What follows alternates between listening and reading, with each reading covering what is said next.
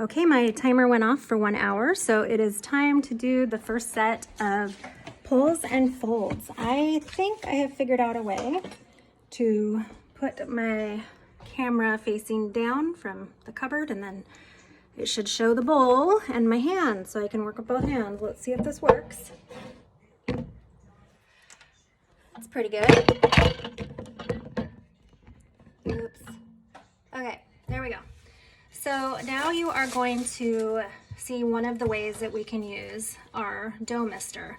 I'm going to spray my hands, get them a little bit moist. That way, when I'm handling the dough, it's not as sticky. So it still looks shaggy, right? But it's had an hour to kind of hydrate.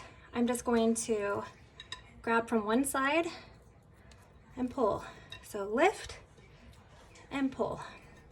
Lift and pull. I'm kind of turning the bowl at the same time. Lift and pull. And we're just folding it over like to the other side, right? And if at any time it feels like I'm getting too much stuck on my fingers, I can always spray my fingers again. But you are literally lifting and pulling it over to the other side. I'm going all the way around the bowl, which is why I'm moving my bowl. And this is starting to add structure to our dough.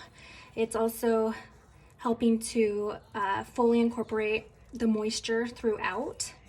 Since when we did our first mix, you know, not everything was fully mixed together. I'm gonna just scrape the sides a little bit with my fingers. So, and the first time you do these pulls, the stretch and pulls, your dough is at its stickiest. It will get better each time, but the first one is pretty darn sticky. And I haven't counted how many times I go around and do these, but I would say it's at least 20 or so for this first set. You know, it's kind of messy. You're thinking, okay, how is this gonna do anything? But believe it or not, when we let this rest again and we come back to it to do our second set, the dough will feel different. It will look different and it will handle differently. So it all starts to build structure and makes your dough into a bread dough. All right, I think that's pretty good. It's starting to get, I don't know if you can tell, but I can't stretch quite as far. So it's sort of like the dough is getting harder to handle in terms of being stiff. So when it gets to about that point, I'm like, okay, we're done for now. And then I just put the cover back on. Or not, there we go. I'm just gonna put the cover back on and I'm gonna put it at the back of the counter to rest. And I'm gonna set my timer.